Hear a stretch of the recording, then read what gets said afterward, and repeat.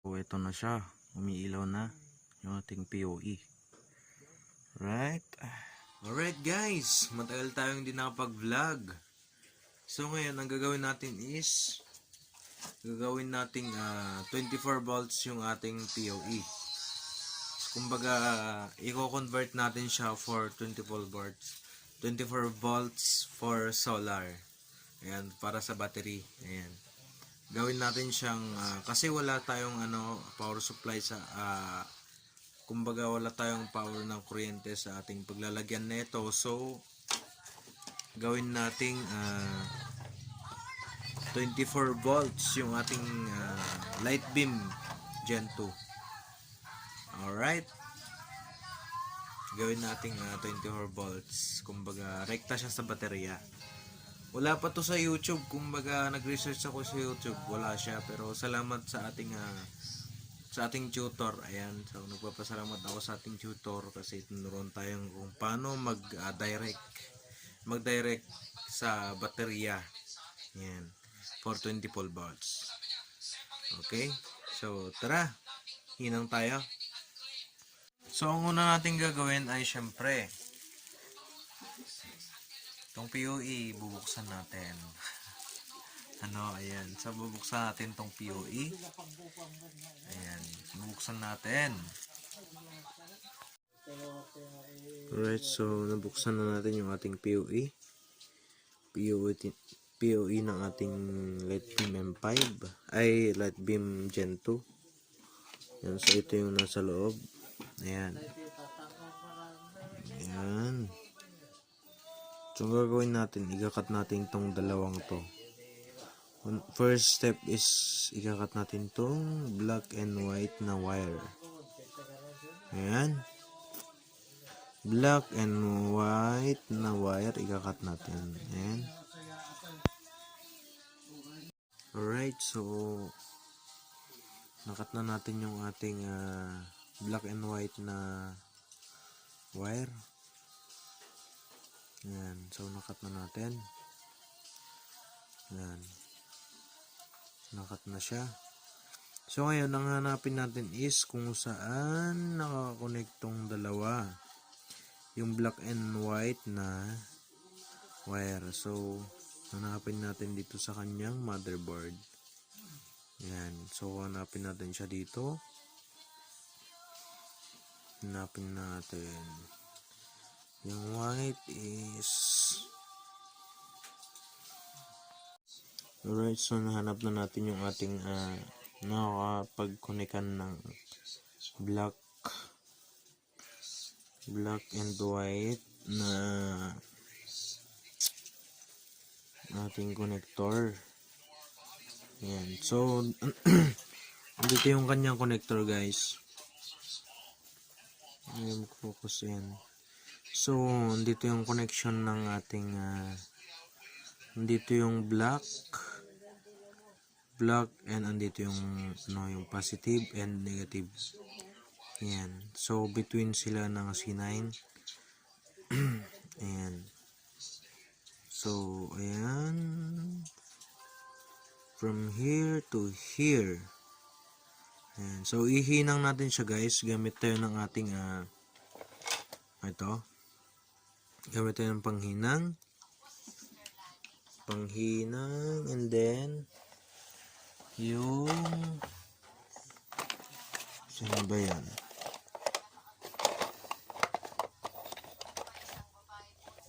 Tsaka ito pandikit. Ayan. So ang kailangan natin guys is wire para maihinang natin dito sa ating motherboard ng POE ng Gen 2. Alright, so ito yung kailangan nating wire. So ang negative natin is yung black and yung positive is yung white. Ayan, so iinom natin siya dito since na trace naman na natin yung black and white kung saan nakakonect. Ayan, na-trace na natin yung kung saan nakakonect tong ating black and white na wire. Okay, so hihinang natin siya dito between C9 and dyan. Okay? Alright, so nahihinang natin yung positive. Yan, yung nakikita nyo, nahihinang na siya. Yan. Okay. Then ang kailangan natin na lang ihinang is yung negative. Kung saan dito siya. Ayan, dito. Ayan, dito. Ayan. Okay. So, nahihinang na natin yung positive and negative. So, alright. Try na natin siya sa baterya. Okay. So, ang kailangan pala natin dito guys is 24 volts converter. 12 volts to 24 volts converter. Ayan. Para siya gumana. Okay. Ayan. Nahinom na natin siya guys. Okay. Okay. So, ready na yung ating POE. Ayan. So, kailangan na lang natin siyang idikit. Okay, binutasan natin siya dyan. Ayan, okay. Ready to install na siya. Alright. Alright guys. Ay, tara. Ilagay natin yung ating Gen 2 sa ating solar. Kapalitan natin yung ating AP ng Gen 2. So, maakyat pa kami sa bundok, ano? Yan. Putik. Alright. So, medyo malayo yung ating solar. Paahon pa yung ating lalakbayin, okay?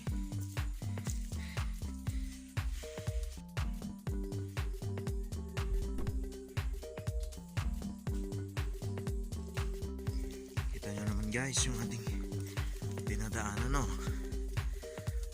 Para lang maipaabot natin yung internet.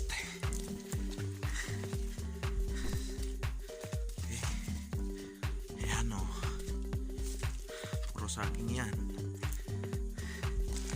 Saging. Ayan. Malapit na tayo. Okay. Puro sagingan. Ayan yung mga bahay sa baba. Okay. Alright.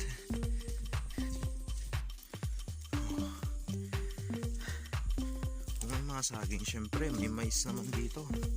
Yan. Yan yung mga pangunahing produkto dito sa amin, ano?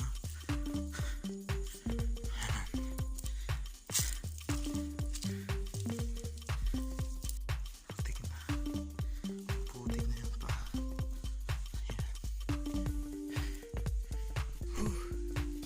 Lapit na. Lapit na. Okay. Malapit na tayo. Malapit na tayo. Pagod.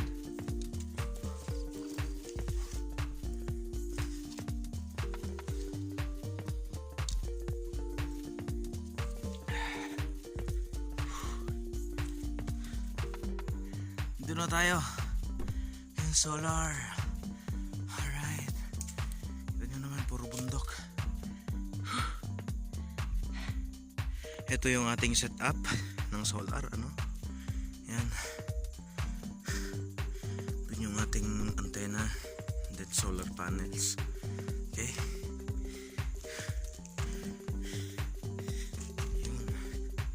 Yan na yung hagdanan. Tsaka andun yung ating station.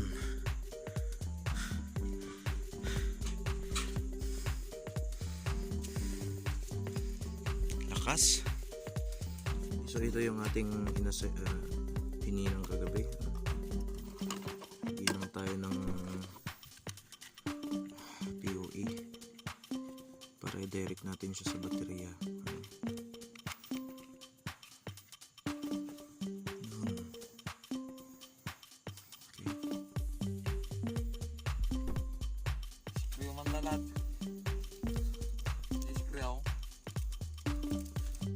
So ito yung ating set ng ating solar. Ayan. This is the controller charger. Ayan. So, and then yung battery, and then yung mga PPOE. Okay, so kung papalitan natin dyan ay yung isa, no?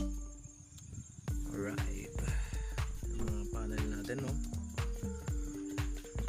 Malakas siya mag-charge kahit makulimlim, makulimlim yung panahon. Ito yung ating POE ng M5. Yan. Ito naman yung step up converter. Yan. Okay, so nakadirect lang siya sa baterya para walang losses of energy, current, gumagana yan. Tsaka yun yung Gen 2. Okay, so papalitan natin tong M5.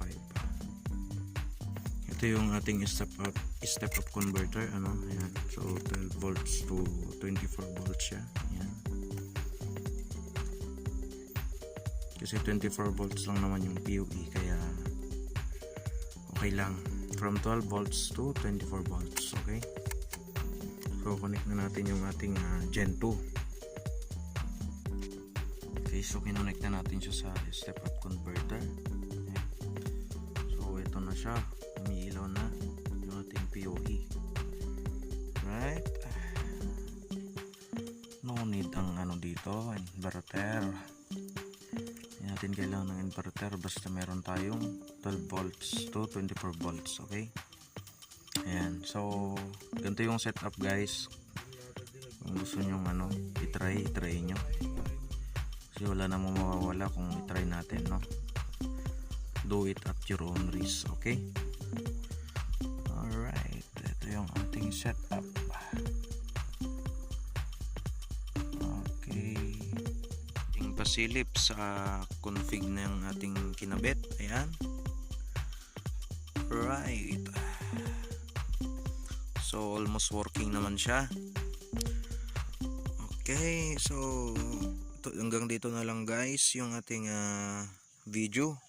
So I hope na nagustuhan nyo at may natutunan kayo, and then don't forget to subscribe and please like, okay, and share. Alright.